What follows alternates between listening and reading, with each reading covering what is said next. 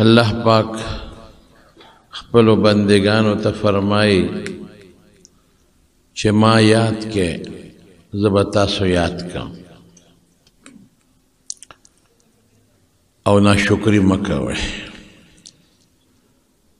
زما شکر ادا کړئ یقینا الله پاک چې څوک هم یادوي د الله ذکر کوي د الله ذکر څه شی دی الله یادول د الله نه ځان نه غافل کول الله یادول چې ته الله یادې نو الله به تا یادوي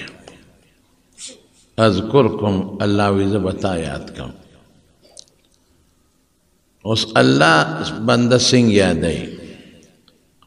زه خو به الله په دې یاد کړم چې زه به الله ته چغه ووایم زه یم یا الله زه به الله په خپلو صفاتو یاد کړم چې الله ستا ښکلي صفتونه دي زه به الله په دې یاد کړم چې لا اله الا الله چې الله ته یو تعالی شریک نشته الله به ما پسې یادوي د الله نه خو یو بندم پټ نه دی هر وخت هر بنده الله ته معلوم دی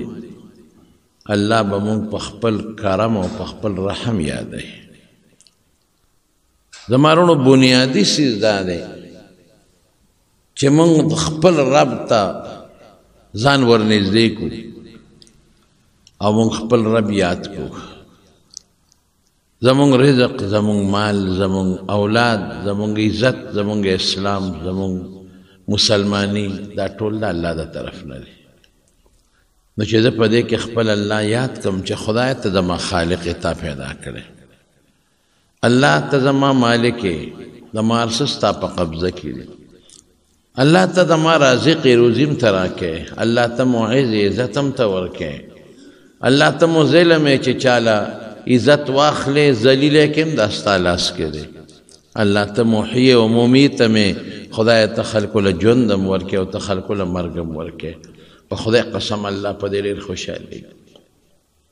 زما چې څوک ذکر کوي او ما یادوي نو زه به نه خوشحالېږم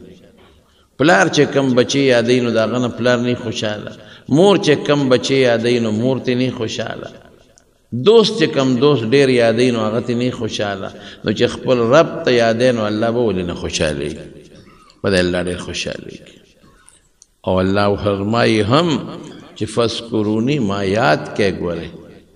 که زه مو یاد کړم مه غافل کېږئ زمانه نو اذکرکم ته به مې پټ یادې ته به مې په مخلوق کې یادې ته به مې په ډله کې یادې زه به د فرشتو په ډله کې یاد کړم ته به ما دلته یادې زه به د په رحم یاد کړم رحم به در باندې وکړم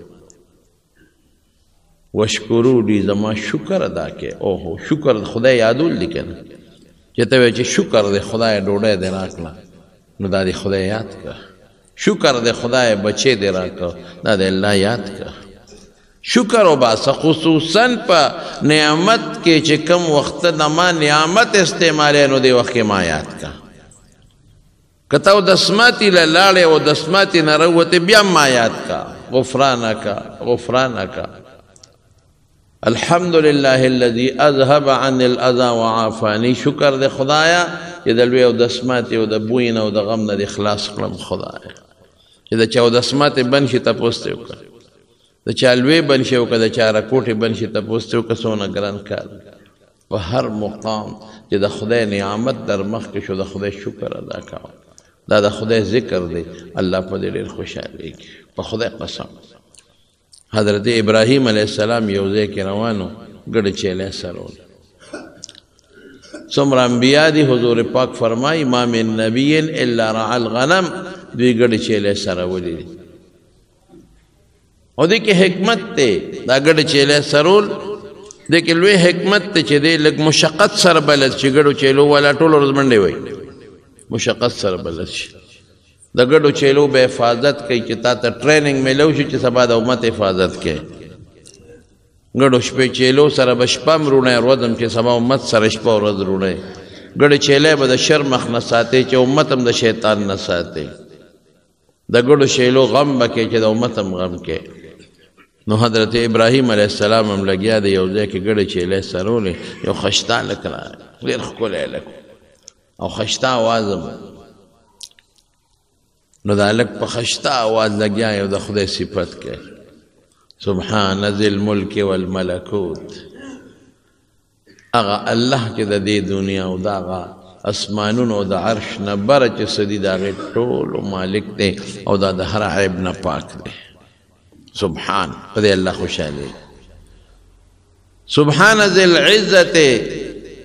والعظمة والهيبة والقدرة والكبرياء والجبروت هغه هلک په خشته اواز لګیا دی او د الله صفتونه کوي نو ابراهیم علیه السلام ورنږدې شو وی برخورداره ډېر ښکلی اواز خدای درکړی او زما د رب د ډېر ښکلي صفت په مسلمان د الله صفت خوږ لګي لکه د دوست صفت په دوست خوږ لګي که نه نو چې څوک د خدای صفت کوي او ته مسلمان یې اورې نو په تا به څومره خوږ لګي ډېر په خشته اواز دی زما د رب دا صفت وکړو نوم دې واخېسته یو ځل بیا راته ووایه بچې ډېر خوند یې راکړه هغه هلک ورته باباجي څه به راکړي یو ځل خو مې درته خیراتي ووایي څه به راکړي وی بچې چې ته څه غواړې وایه خولې نه وباسه وی باباجي دا نیمې ګډې چیلی به راکړي ډېر لوی قیمت دی اوس که زه هم ما به وایي چې مړه ظلم مه کوه که نه نو اوس ته یو دوه ټکي اواز د خولې نه وباسې نو نیمې ګډې چیلی غواړه یو 10 روپۍ غواړه یو 20 روپۍ غواړه یو 50 یو 100 غواړه زه یو ګډو غواړم نیمې ګډې چیلی څه کې ظلم کې ګنې بابا ورته ویلي چې زمړه خپل کار کوړه وایم لیکن حضرت ابراهیم علیه السلام خو خلیل الله د زړه کې الله پروت دی د هغه په زړه کې د الله نوم پروت دی د هغه په زړه کې د الله ذات پروت دی د الله صفت پروت دی محبت د الله د ذات نه مراد د الله د ذات محبت پروت دی بچی نیمه ګډه چیلی وي او در به کړې شابه ووایه هغه ورته بیا په خشته اواز لګیا یې سبحان ذی الملک والملکوت سبحان ذی العزة والهیبة والقدرة والکبریاء والجبروت وی بچی یو ځل به راته بیا وی وی باباجي نور به څه راکړي وی دا باقي ګډه چیلی هم ستا نو بیا یې ورته وی وی بچی یو ځل به راته بیا وی ډېر خوند یې راکړي هغه هلک ورته وی باباجي هغه ګډه چیلی خدای هم راکړی نور به څه راکړي وی بچی دا ګډه چیلی به سرول غواړي که نه زه به رشپونکې شم درته بیا وسروم خو ما ته زما د رب دا نوم په دغه ښکلي اواز ووایه هغه هلک ورته وی ای ابراهیم خلیل الله دا ګډه چیلی د ستا مبارکي زه انسان نیم زه فرشته یم الله راولېږلم چې ته لاړ شه او زما دا خلیل وګوره چې د ده په زړه کې ما سره څومره مینه ده دا اړه وله چک که ده وګوره لغونده څومره محبت دی واقعي چې ستا په زړه کې د خپل رب مینه شته او د خپل رب محبت ستا زړه کې پروت دی ټولې ګډه چیلی دې م ته قربان کړی او ځان شپونکی کې هم د الله د نوم دپاره الله په خپل نوم خوشحالیږي بس زما چې صفت کې زه خوشحالیږم د الله چې کې الله بولې نه خوشحالیږي بلکې رب العالمین فرمایي وی هغه انسان چې ما یادی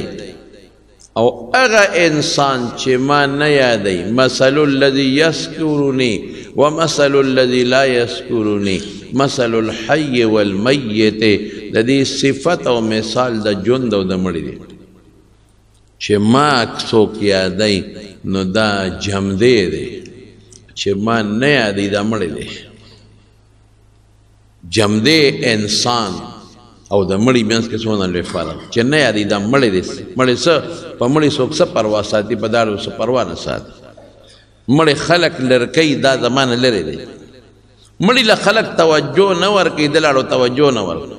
مړي له خلق ګرم او یخ نه ورکوي داړو له اسم نه ورکوم په داړو زما څه پروا نشته او چې ما یادوي نو دا جمدی دی د جمدي خلق عزت کوي بالا خواته اچوي په په ګرمي اوړي کې ورته ایر کنډیشن لګوي، په ژمي کې ورته هیټر لګوي. دا د جمدي مثال دی. ذکر باندې الله خوشحالي، بلکې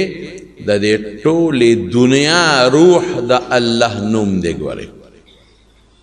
څنګه د انسان دا وجود دی او دا وجود یو روح غواړي، که دا روح پکې وي خو دا وجود به جمدی وي، او که روح ته لرې کې وجود به مړي. دقه رنګې د دې دنیا او د دې کائنات هم یو روح دی.